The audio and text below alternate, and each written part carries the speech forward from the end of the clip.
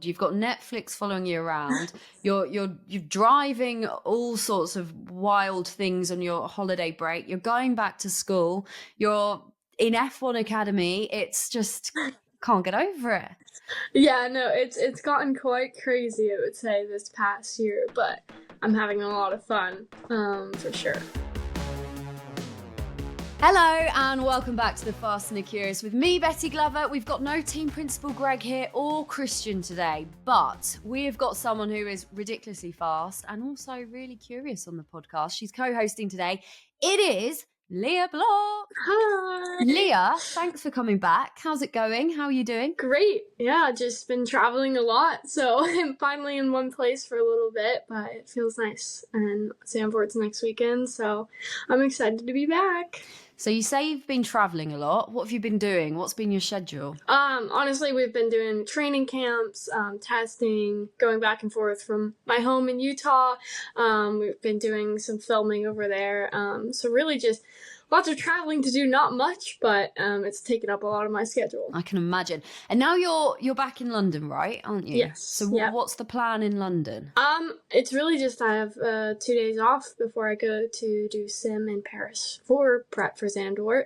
So I'm just gonna relax. I mean, I have to do gym every day, obviously. Got to keep the training up. But just have a walk around, just relax and see the city a bit. So have you got a to-do list of things that you want to tick off in London? Not much this time. I've been here quite a bit this year, but there is this one place that has gluten-free pancakes, and I've seen it all over TikTok so many times.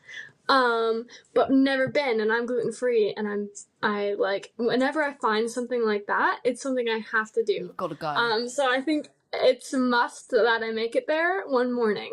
You've got to go. You've got to go, and you've got to let us know how these pancakes are. I know. Because you've made me really hungry now. I could do with some pancakes, to be honest.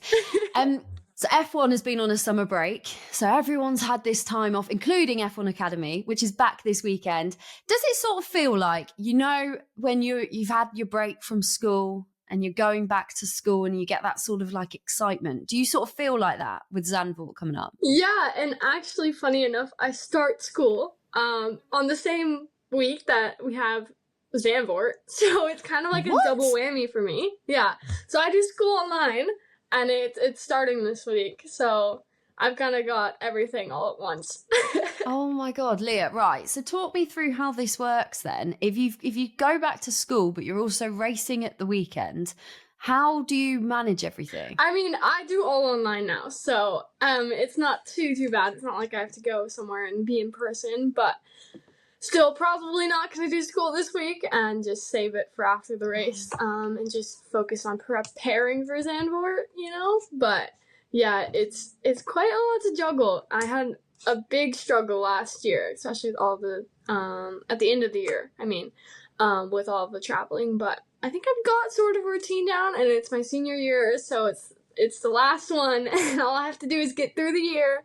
So yeah, we'll see. I can't believe you have to juggle all of that. Like, I found school horrifically bad, and I wasn't doing like anything like you were doing. Like how do you honestly, how does your brain cope with everything? I don't know. I mean, I think it's a good way, because being a race car driver, you do have to do a lot of multitasking, and I think having something to balance that, even though I don't really enjoy doing school, it's something to do when I'm not thinking about racing, kind of in a normal sense. Having something else to think about, I think is pretty good. I would love to not do it, but I'd rather finish high school and say that I did, because not a lot of kids in motorsport can say that they finished their school, so. No, that's so true. You've got that. What, out of interest, what's your favourite subject? I'm not great at any of them. I bet you are. But I would say art, because it's probably the easiest. Math, definitely not my strong suit. I could never be an engineer. There's no way. English, I can't spell, but I can write. It's just going to be spelled wrong, That's fine. As long as you can write, you can get by. My mom loves to say, well, well, good thing you're a race car driver. Like, if anything I do wrong, she's like, well, good thing you're good at something. That is so funny.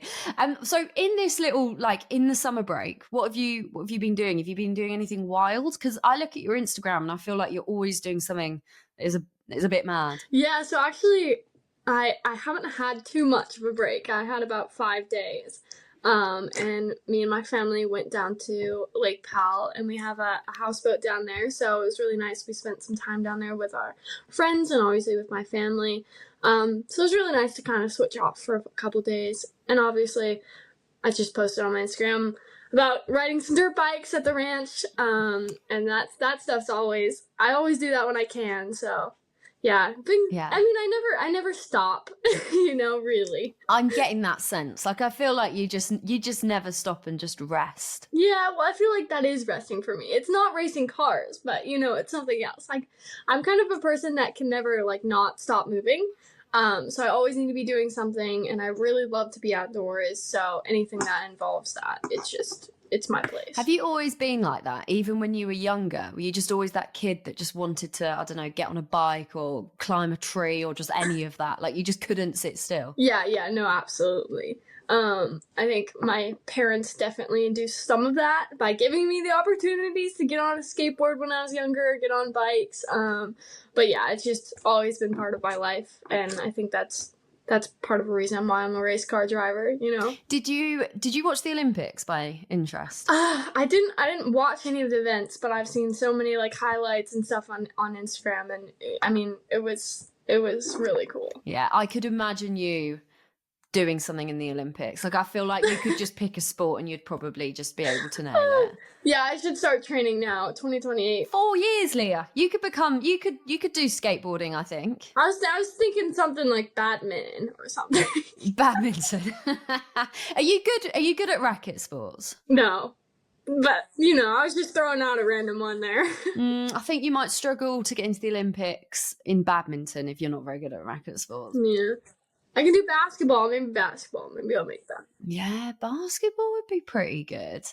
You talk about, like, your parents sort of getting you into everything. Is that how your love of motorsport came about, was through your parents? Because obviously they're massive names in motorsport. They're legends in different types of motorsport, aren't they? Yeah, no, absolutely. I think it's just the fact that I grew up in and around it all my life. But yeah, they always gave me the opportunity to do it and open the doors. I didn't necessarily take it until I was about 11. Really? I tried almost every different sport you could possibly imagine in the US before I went and actually did motorsport. So I played basketball, I played tennis, I did swimming, I did dance, I did gymnastics, I did skateboarding, did downhill mountain biking. Oh, I my could go God. on. But I think it's the fact that I went through all of that and tried so many different things that, like, once I went back to motorsport and actually gave it a try is why I fell in love with it so much and, like, knew it's what I wanted to do, because I had already had a taste of everything else and knew I liked this the best. And you're obviously naturally gifted at sport, but do you think you were sort of rebelling against motorsport a little bit because your parents did it? Or Yeah, maybe just a little bit. And also, like, the fact that I started with, like, gymnastics, figure skating, and, like, dance, and I still wanted to be, like, a pretty girly girl, which there's nothing wrong with that. And then I went into, like, kind of my tomboy phase where I skateboarded and mountain biked and stuff, and that's when I went into motorsport. But touching on, like, the topic of being, like, a girly girl, like, being, like, a feminist in such a male-dominated sport, I think is so important to keep that, because you are a girl, but you can still do all these things, and you can still be all these boys, which we've been shown by Michelle McDonald, like, all of these amazing women, even Susie Wolf, but they still kept their feminism and didn't have to change, even though they were in this sport, which is, I think, something really cool that I've kept from, like, my childhood, and I think girls should really, really keep, because it's an important part of who we are, and in this sport, like, it's important to show that. Yeah, I agree. I think that's been such a big that there was a American rugby player at the Olympics that was in the USA rugby sevens team, and I know who you're talking about, and I love her, and I follow her on Instagram, and I think she's amazing. Yeah, and she's so passionate about that subject of being like, you can be a really feminine girl, you can wear lipstick, you can do whatever you want, you can wear your makeup, but you can also go out there and be bloody good at sport, and that is really important. And I think it's such a great message because you can be whatever you want to be. You can still feel really in touch with your feminine side, but you can still go out there and be so good at whatever sport you want to do. You can do whatever you want and you can be whoever you want. Yeah. It's such a powerful message, don't you think? Yeah, absolutely. And it was so cool to see that, like, during the Olympics, for sure. I saw, the one biggest thing is I saw, like, all of these girls with such cool long nails, and they were all painted for the Olympics, and, like, it just, like, it was such a cool message, and I don't think we've, like, really seen that too much before, and the fact that people were so hyped on it is so cool. Yeah, she's the rugby player I was talking about is Iona Mayer, isn't it? Yes, yeah. What a legend. No, you're so true. Do you try and do that, like keep in touch with your feminine side then when you're racing? Like, because you said it's such a male-dominated sport. Is that something that's really important to you? Yeah, I think it may be a little bit, like, less when I'm at the racetrack, on social media, and, like, day to day, like, obviously I wear dresses and I dress up and I wear makeup, you know, it's basic things of being like a female, you know, and but still I'm in this hardcore sport, you know. So racing cars, but yeah, I think it's really important. Yeah, for sure. Now, Lia, last time we spoke to you, you were about to head to Goodwood and drive a Formula One car for the very first time, which we were so excited about on the Fast and the Curious. So you, James Vowles, Logan and Alex, I think all went on this like big Williams family outing. How was it? Did it go well? Oh my goodness, it was so cool. Yeah, Goodwood in general is such an amazing festival, and there's so many amazing people there. There was so much to see. We went there a couple days early and just walked around. I don't think we got through everything because there was so much stuff there. But yeah, the whole experience was really, really cool. And I mean, I got to talk to Logan the day before and see what he thought of it. He gave me some tips and tricks before I went up the hill. But yeah, the car's insane. Absolutely crazy. It's so loud. Like, I swear I had my earbuds in my helmet and my helmet on, and it was still hurting my ears, you know, but in the best way possible, you know. But I would say the hill climb, or the driveway you call it, is really bumpy, and I did not expect it to be that bumpy. But I guess when you're in an old F1 car, the suspension isn't that great, you know, but you look on the onboard of my head going up the hill, and it's literally just like a bobble pin, like just going back and forth. It was so good, but yeah, no, I had an absolute blast. What tips did Logan give you out of interest? Well, he was mostly just there's this one left-hander, and it's kind of like over a crest, but in a normal car, you wouldn't notice it. But the braking zone comes up really quick when you're really low to the ground in an F1 car, you know, so people get caught out right there a lot because they don't see the braking zone or brake too late. So there's a bunch of hay bales on the outside of that corner. I don't know if anybody crashed there that year, but yeah, that was a pretty good one he gave me. Did you love it? No, yeah. Did you love it more than you thought you would? Yeah, I think I did. I mean, I just loved the experience, you know, and hanging out with the heritage team, and then being able to do the test at Silverstone before, like the whole leading up process, and then actually being able to drive the hill was, yeah, just so fun. Well, do you know what? If there's anyone listening or watching this who loves the sound of getting up close to cars exactly like that one, or getting to know how the world of F1 comes to life, then you need to go to the Formula One exhibition in London. Have you heard about this, Lia? I haven't, no. Well, maybe you can pop along whilst you're in London, because they've basically toured all over the world. Now it's in London. Me and Christian were actually at the launch event and got to basically see all the displays, see everything. And it was unreal. There's basically a load of immersive rooms to take you through like the past, present and future of Formula One. And you can see loads of detail about how the cars get designed. There's a Silverstone track simulator, which is absolutely amazing. Wow. And it looks so cool. And you can sort of get so close to all of the cars and like the little bits of memorabilia.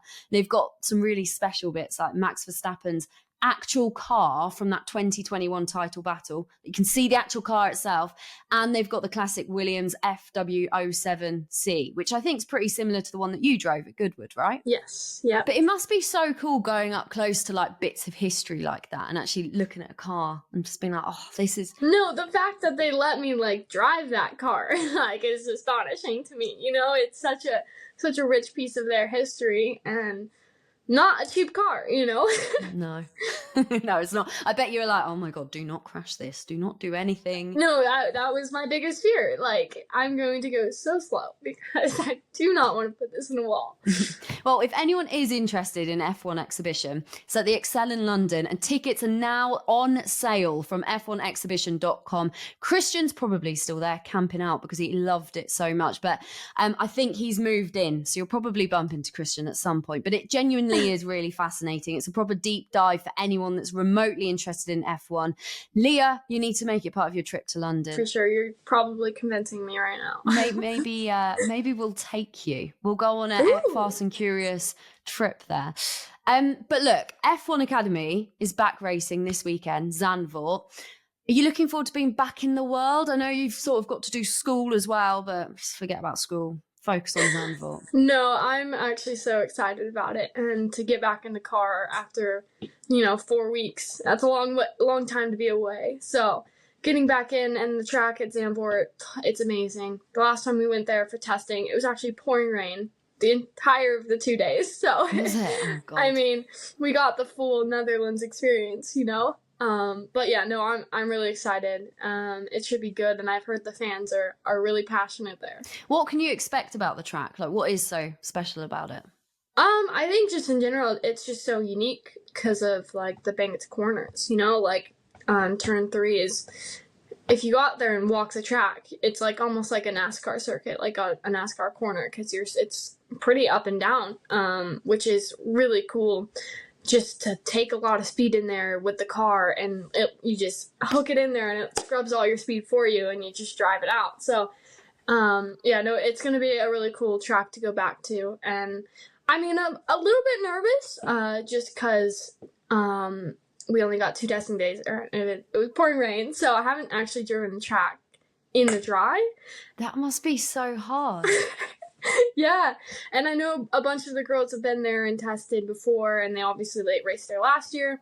And I know almost half the grid, maybe more, went and raced the British F4 races there a couple, maybe 2 weeks ago. So, just a little bit nerve-wracking with knowing how much experience the other girls have on that track compared to me, and how recent they've been on it. Yeah.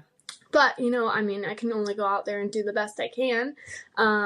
So hopefully I can keep the momentum going from Barcelona, and just keep building on that. So yeah, I'm really excited. How much does sim work help with that? If you don't know the track massively well, is it really beneficial, or does it not make a massive difference? I would say for me personally, as in like learning the track and learning the lines, and gears, it's really helpful. But I mean, obviously, F4 cars, like, we don't have the best sim setup like the F1's teams have, like, there's nowhere near that. So I would say you can't really learn too much of, like, how the cars are going to react to certain corners, and you can't, like, base all of your driving off of it. But it's definitely a good tool for me to use, and it's definitely helped me. F1 Academy really feels like it's, proper part of the calendar now. Christian and Greg were obviously at Silverstone, and they said loads of people were talking about F1 Academy and just sort of how excited they were to sort of see it. Have you started to feel that momentum that the series is starting to get this year? Yeah, definitely. I think everybody was a bit hesitant, like, at the beginning of the year, because we didn't know how the competition was going to be, how the races were going to work. But I think now that we're a couple of races in, like, people are realizing how actually the racing is really exciting. There's always something happening, and it's not like we're all within a second of each other in qualifying, and it makes the racing really tight.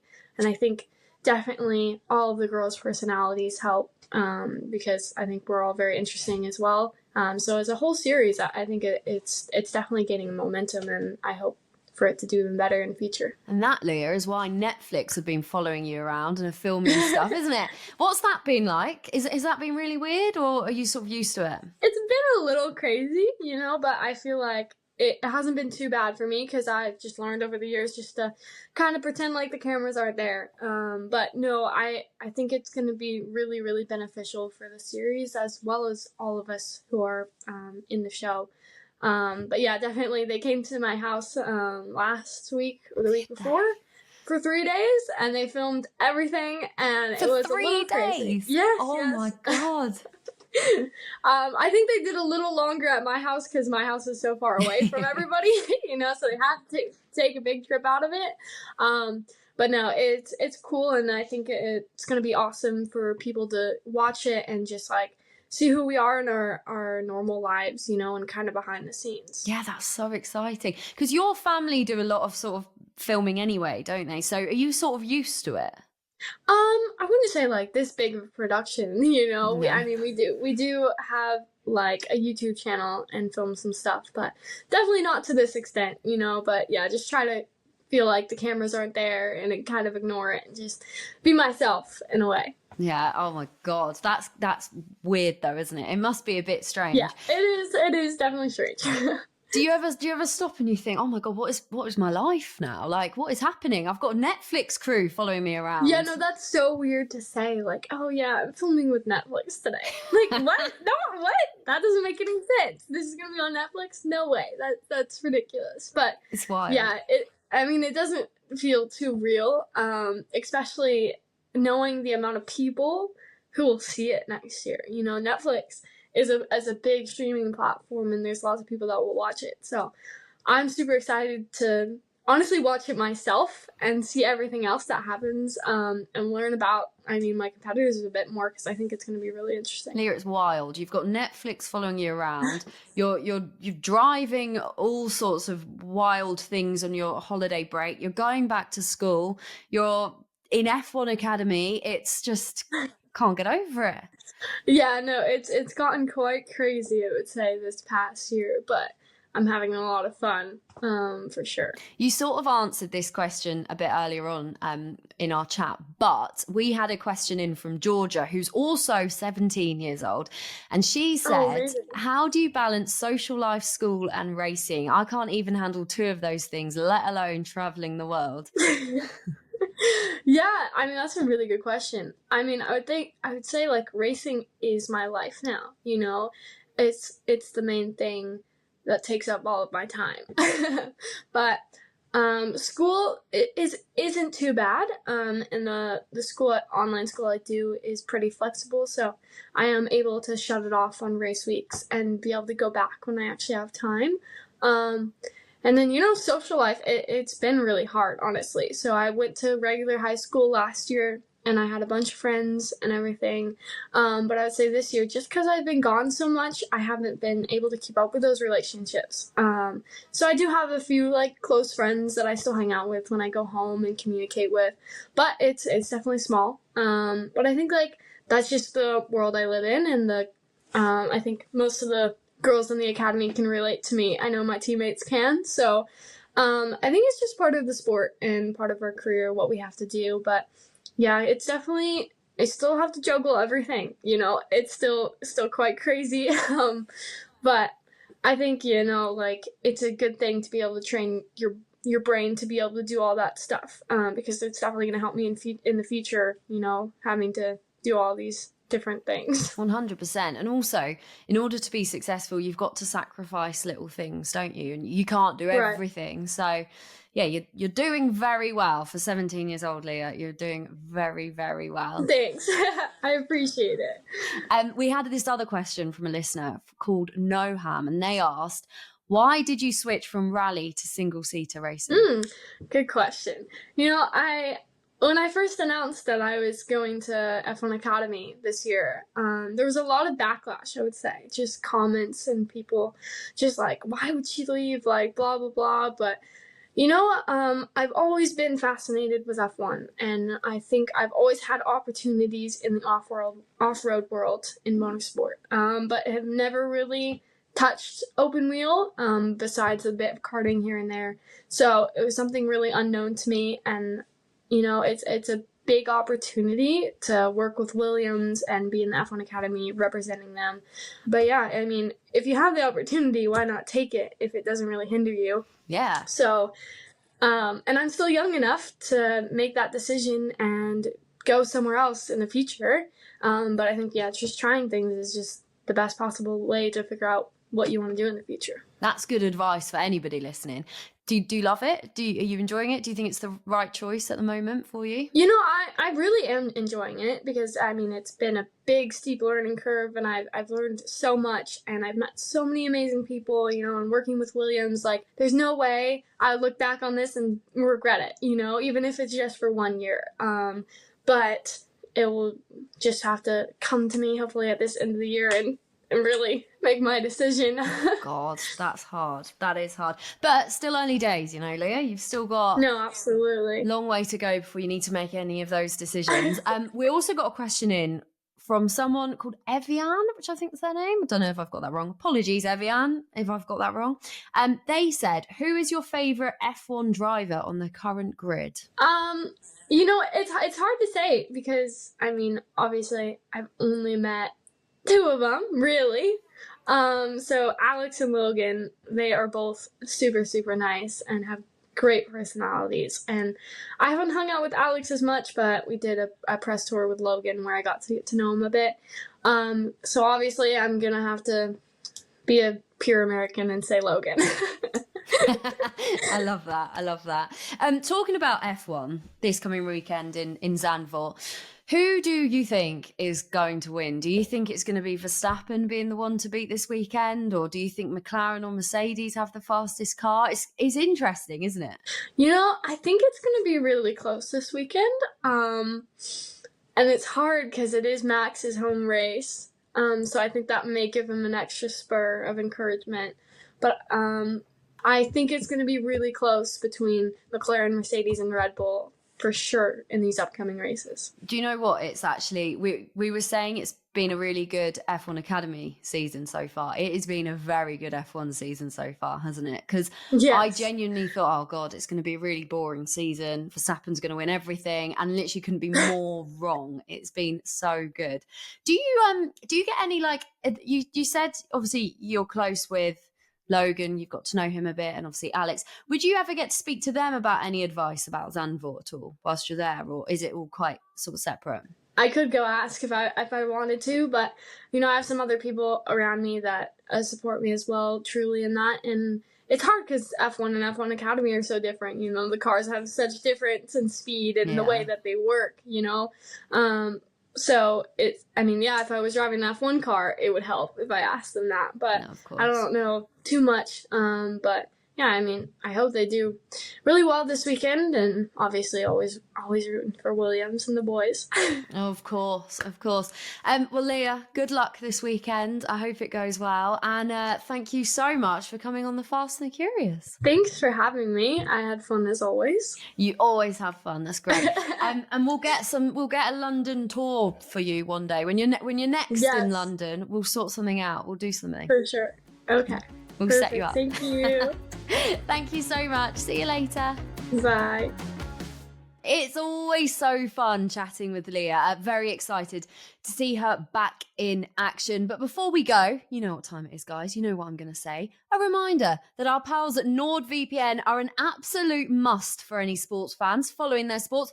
Or maybe you're just going on holiday all over the world and you want to keep connected to everything. I love NordVPN. I'm NordVPN's biggest fan, you all know that.